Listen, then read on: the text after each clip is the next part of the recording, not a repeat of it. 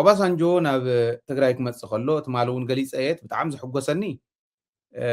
መንግስቲ ትግራይ እዩ ተቐቢልዎ ግዝያዊ ምምሕዳር ዝበሃል የለን መንግስቲ እዩ ስለዚ ሓደ ንሕና ኮይና ኢና ተቐቢልናዮ እዚዩ ገሊኡ ሰብ ዘይክርዮ ይኽእል እዩ ነገር ግን ንዓይ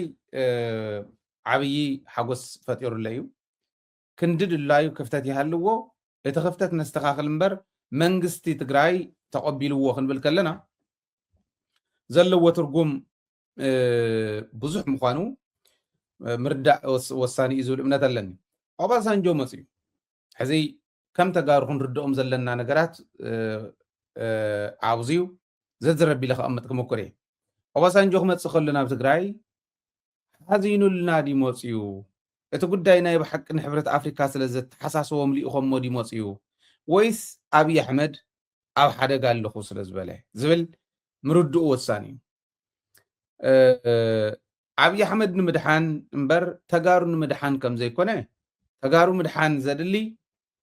ዝነበረ ካብ መጀመሪኡ ኩናት ክጅመር ከሎ ዋላ እንተኾነ ድሕሪ ፕሪቶርያ ኦባሳንጆ ሓላፍነት ተዋሂብዎ ኣብዝዩ ምስራሕ ካብ ዝጀመረሉ ጀሚሩ ህዝብና በብመዓልቲ ይሞት ኣሎ እቲ ዜና ይሰምዕዎ ኣለዉ ንሕና ከም ሚድያ እንገብሮ ጥራሕቲ ይኮነ መላእ ህዝቢ ትግራይ ብዘለዎ ኮኔክሽን ይነግሮ ኣሎ ስለዚ ሕዚ ሓድሽ ኮይንዎም ኣይኮነን ሕብረት ኣፍሪካ ሓድሽ ኮይንዎ ይኮነን ኦባሳንጆ ካልኦቱም ከምኡ እንታይ ደኣ ንኣብይ ኣሕመድ ሓድሽ ነገር ተፈጢሩ እዩ ምንም ጥርጥር የብሉን እዚ እዚኣ እያታ ንኦባሳንጆ እናጓየት ማለት ዘምፃቶ ኢለ እየ ዝሓስብ ግን እግረ መንገዱ ልክዕ ከምቲ ናይ ፕሪቶርያ ዋላ ተሳዒሮም እንተኾነ ፕሪቶርያ ዝፈረሙ ስዒርና ዋላ እንተኾነ ብኢዶም ጠዊና ብኮለቶም ጎቲትና ዋላ እንተኾነ ፕሪቶርያ ዝወሰድናዮም እዚ ተሓቂ እዩ ጃሃር ኣይኮነን ሓደ ሓዲኦም ዝኽብል ከለኹ ከምዚ በቃ ዝምካሕ ዘለኹ መስሎ ክእል እዩ ትምክሕቲ ኣይኮነ ጃሃር ኣይኮነ ህዝቢ ትግራይ እንተዘይስዕሮም ሓዚኖም ንፅድቂ ኢሎም ንህዝቢ ትግራይ ዝሰርሕዎ ነገር ኣይኮነን ተዘይስዕሮም ኣይመገበርዎን ሞኪሮም እዮም 46 ታንክ ን4 ታንክ ገጢሞም እዮም ብዛላምበሳ ነበለት ትመስክር ዛላምበሳ ትመስክር ኢልና ኢና ከምኡ ኮይኑ ዋላ እንተኾነ ልክዕ ከም ናይ ፕሪቶርያ ነዚ ክንጥቀመሉ እንድሕር ኮይና ፕሪቶርያ እንተነኣሰ ጥይት ጠጠው ዘበለ ስለ ዝኾነ ተኹስ ጠጠው ዘበለ ስለ ዝኾነ ንጥቀመሉ እስኪ ኢልና ኢና ከይድና አንፎርቹኔትሊ ሕማቃት ገጢሞምና ዓዶም ዝሸጡ ክብሮም ዝሸጡ ገጢሞምና ስልጣኖም ንምምችቻው ህዝቢ ብገመድ እንዳጎተቱ ዘረክቡ ሕማቃት ገጢሞምና ወዲቕናሉ ብዙሕ ዋጋ እውን ኣኽፊልና እዚ እውን ንጥቀመሉ ኢልካ ዝኽየደሉ መንገዲ ሰላም ጥራሕ ይምፅእ እምበር ፀገም የለን ኢልካ ምኻድ ይከኣል እዩ ነገር ግን እታ ዋና ዕላማ ናይ ኣብይ ኣሕመድ ወይ ምዝንጋዕ እያ ተወሰነ ግዜ ንሱ ዝደልየን ግዜያት ኣለዋ ንምንታይ ዝብል ኣብቲ መረዳእታ ክንኣቱ ከለና ክንሪኦ ኢና ወይ ከዓ ቶታሊ ፈሪሕሎ ሰጊኡሎ ጠጠው ክትብለሉ ግን ምዕራብ ትግራይ እንተይመለሰ ሰሜን ምዕራብ ፀለምትን ማይ ፀብርን ካልኦት ከባብታትና እንተይመለሰ እንተኮይኑሉ እውን ራያ ንክወስድ እንዳመኮረ ይኸውን ማለት እዩ እቲ ኩነታት እዚ ሕዚ እንታይ እዩ ነይሩ ከምዚ ንክብል ዝገበረኒ እንታይ እዩ ነይሩ ኣብቲ ዘተ እንተኢልኩም ሓንቲ ዲስካሌሽን እያ ትብል ናይ ኩናት ሃዋህው ብኩልኩም እኒሄ በዚ እውን እኒሄ በዚ እውን እኒሄ ስለዚ ብክልቲኡ ወገን ዲስካሌት ይገበር እዚኣ ትብል ሓንቲ እንታይ ማለት እዩ እዚ ብትግራይ ወገን ኣበየናይ ከባቢ እዩ ኩናት ጨንዩ ኩናት ዝደሊ የለን ኩናት ዝበለ ሰብ እውን የለን ጌታቸው ይዛረብ ነይሩ ኣነ ሓስዮም ተዛሪቦም ጽባሕ ንጎ ሰባት ኮይኖም ድዮም ቅንዕ ኢሎም ምስ ሰብ ክዛረቡ ከውግዑ እውን ይገርመኒ ሶስተና ጥይት እቲና ኣለና እሞ ኩናት እንደሊ ኢና ይብለካት ፕሬዚዳንት እየ ዝብል ዘሎ ሕዚ ይብል ደብረፅዮን ማለት እዩ ከምኣ ክብል ሰሚዐ የፈልጥ ሚድያ ኢና ሒዝና ኒና ሞኒተር ንገብር ኢና ዋላ ሓንቲ መዓልቲ ጥይት ኣለዋና እሞ ክንታኮስ ኢና ክብል ሰሚዐ የፈልጠን ሕርያ ህዝቢ ትግራይ ሕርያ መንግስቲ ትግራይ ሕርያ ውድብ ህወሓት ሕርያ ሰራዊት ትግራይ ሰላም እዩ بسلام هاونا مريتنا بسلام تفناقلتنا خنملس زياتا صاوعتناي منغست تግራይ እውን ተኾነ ካብዚ ወፃእ ሰሚዕሎም ይፈልጥን ካበይ ከም ዞምፀ ይፍለጥ ሕዚ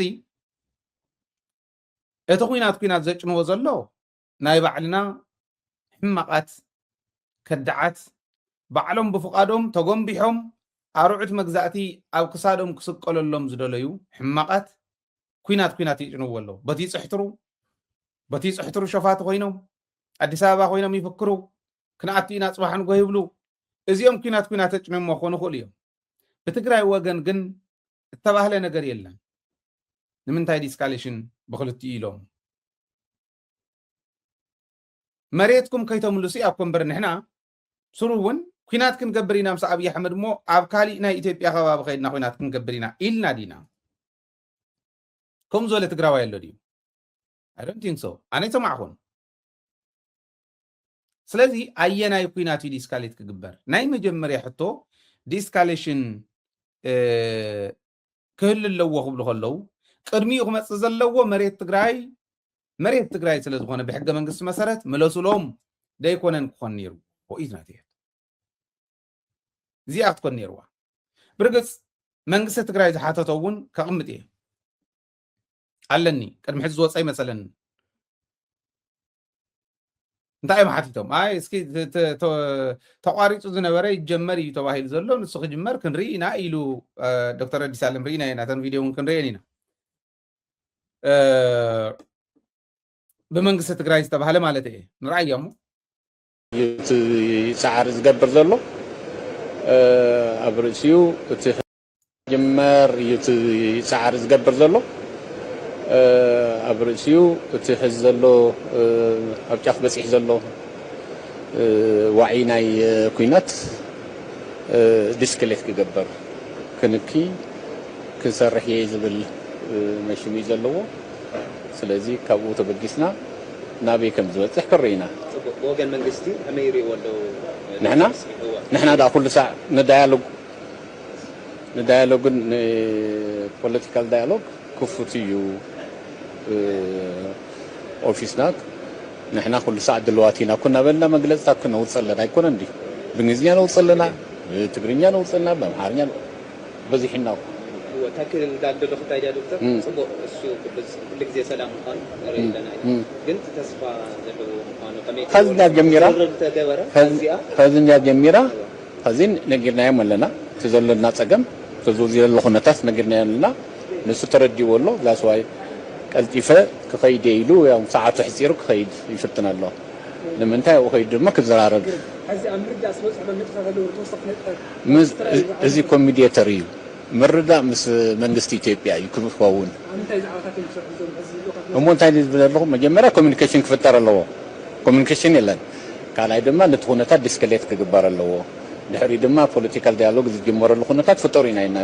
ምክንያቱም ቀልጢፉ እቶም ናይ ፍሪዝ ገይሮም ዘለዉ ካብ ምትግባር ደስ ኪሎም ዘለዉ ስምምዕነታት ዝትግበረሉ ኩነታት ክፍጠር ኣለዎ ኢና ንብል ዘለና ከዚኣ ጀሚራ ከመይ ብላ ተስፋ ክትህልዋ ብሓባር ኮይና ንርአያ ፅቡቅ ሓቂ እዩ ተስፋ ደኣ እሞ እንታይ ክንፈልጠሉ እዩ ብዋናነት እንታይ ይመስለኩም መንግስቲ ትግራይ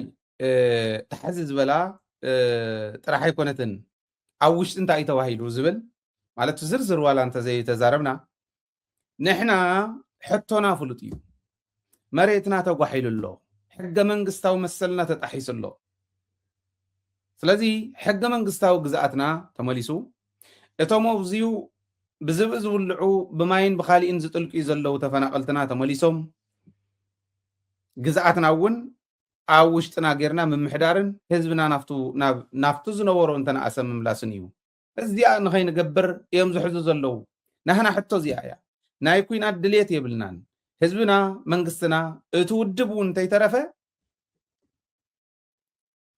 ሕሪኡ ሰላም እዩ ስለዚ ንሕና ንሰላም ኩሉ ግዜ ቁርባት ኢና ንዳያሎግ ቁርባት ኢና ነገር ግን እቲ ፖለቲካል ዳያሎግ ክግበረሉ ተባሂሉ ዝነበረ ተቋሪፁ ስለ ዝፀንሐ እዚ ይጀመር እንተኢልኩም እውን ክጅመር ድልዋት ኢና ንሕና ክንጅመር ቀደሙ እውን ንሱ ኢና ንፅውዕ ዘለና ጠጠው ብሉ ወይልና መግለፅታት ኣብ ቀረባ ዘውፅኡ ንሱ እዚኣቶም እዮም ኢሎም ካሊእ ሓድሽ ነገር ኣይነበረን احنا قرباتنا حتى فلطيو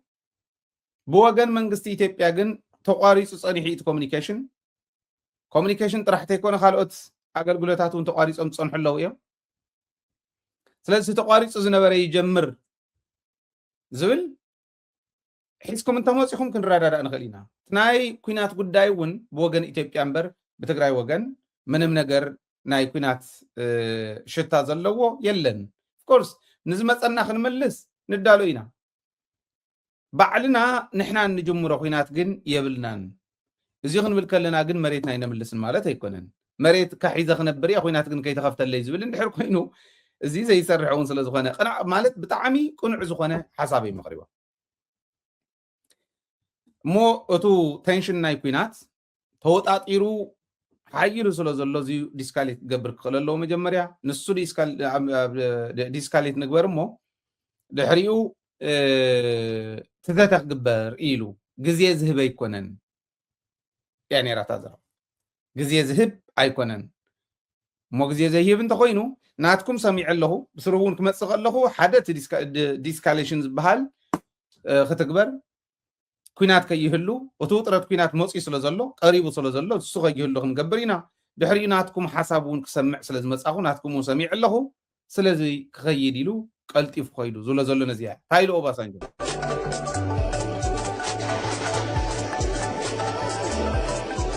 a reconnection, a revisit, and the purpose is to not to allow things to deteriorate beyond where they are today. How can we start a process of de-escalation so that peace, security, and stability that we want for this country and the economic progress will continue. That's the purpose. And I'm satisfied with my meeting with the President. To what extent are you committed to bring peace or to the lasting peace process? Well, we had something on the ground which we had to make to work. Okay. Hadi, to what extent are you committed to bring peace in war? ንስዞም ሰላም የለም ታሰላም ትመጽእ ብምንታይኩም ምዃና ንፈልጣ ኢና ሪኢኹም ሓደ ዓብዪ ነገር ከም ተጋሩ ክንመሃሮ ዘለና ከም ተጋሩ ክንርድኦ ዘለና ካብ ኣብዪ ኣሕመድ ጽቡቕ ነገር ኣይተጸበዩ ምክንያት ዘይተለመነ ኮይኑ ኣይኮነ ጽቡቕ ነገር ዝወፅኦ ሰብ እንተዝኾኑ እኮ ደብረጽዮን ኣይኮነን ሕድሕድ ዜጋ ትግራይ እንተዝሓቶ እውን ፀገም የብልና ንሕና ኩናት ኣይንደልን ተዓብዪ ነገር መንግስቲ ትግራይ ክመሃሮ ዘለዎ ክርድኦ ዘለዎ ብደንቢ ካብ ዜጋታቱ ክወስዶ ዘለዎ ከምዚ ክንብል ከለና ቧዕ ደስኹም ዲኹም ክተምህርዎ ወይ ክብል ክእል እዩ ዝኾነ ሓደ ዓንጃል መፅዩ ወይ ከዓ እቶም ናይ ካቢኔ ናይ መንግስቲ ትግራይ እውን ከመይ ገርና ካባኹም ክንመሃር ክብሉ ክእሉ እዮም ምክንያቱ ፖዚሽን ክወፅእ ከሎ ዝኾነ ትግራዋይ ካብ ሰማያት ዝነጠበ መልኣክ መሲሉ እዩ ዝረኣዮ ንባዕሉ ዳስ ዋይ እውን ንወድቕ ባይዘወይ ሰብ ስለ ዘይሰምዑ ሰብ ስለ ዘይዳምፁ ብዋናነት ሕዚ ሓደ ታትማል ዝበልክዋ ነገር ኣለ እዛ ናይ ሰላም ጉዕዞን እዛ ናይ መኸተ ጉዕዞን ፓራሌልን ክኸዳ ዘለዎን እምበር ሓንቲ ነቲ ሓንቲ ክትቅድማ እውን ንባዕሉ ክግበር የብሉን ይትረፍዶ ጠጠው ምባል ሓንቲ ነቲ ሓንቲ እውን ክትቅድማ የብላን ክልትየን ፓራሌል ክኸዳ ክእል ኣለዋ ንምንታይ መሲልኩም እቲ ሕዚ መፅያ ዝኒሃ ዝርርብ እውን እታ መኸተ ጠንኪራ ስለ ዝኸደት ጥራሕ እዩ ሰራዊት ስለ ተዳለወ ጥራሕ እዩ ኦኬ ብምዕራይ ስለ ዝተገበረ ትግራዋይ እንተነኣሰ ቀስ እናበለ ዋላ ስሎውሊ እንተኾነ ናብ ሓደ ይመፅእ ኣሎ ናብቲ ባህልና ናብቲ ታሪክና ንመፅእ ኣለና ትግራይ ሕሊፉ ዝህብ ትግራዋይ የለን ናብ ዝብል ታሪክና ንመለስ ኣለና መኸተና እውን ኣጠናኺርና ንኸድ ኣለና ሰራዊትና ድልው እዩ ንምንታይ ንኩናት ኣይኮነን ኩናት ንኸትርፍ ዳስዋይ ዝዳሉ ስለተዳልና ጠንካራ ሰራዊት እውን ስለ ዘለና ጥራሕ እዩ እቲ ሕዚ መፅኡ ዝኒሄ እውን መፅኡ ዝኒሄ برقص امنتنا دناقر مراحتي حاصين مصين تريوم صغرانيو زرعيو منغستو 17 عامت عد حمن سبيل زمبابوي استفى زريان زنبر حاصين مصينن عساس قسس وتادرني نزيون كوم زبل يعشون مالته يكون نريون لنا نسن حيزو زمناوي زواغا ناي درون وجي اخبر قالنا على يقلد الكال وزغون خوينو كاب ابي احمد صبق زي مصباي ما ختنا متنخارناهم زخونه نتحز مصياد النيهان بعلا اون زمصا مفلات زي انت رديخا كلتين باراليل موساد سلام سلندلي سلام كل غزي ناي سلام حتى كللو ترب دحزي افت صعصع خوينات شمون تورحي عاوز نبرنا اللون برخا خوينم سلام يصوع نيرم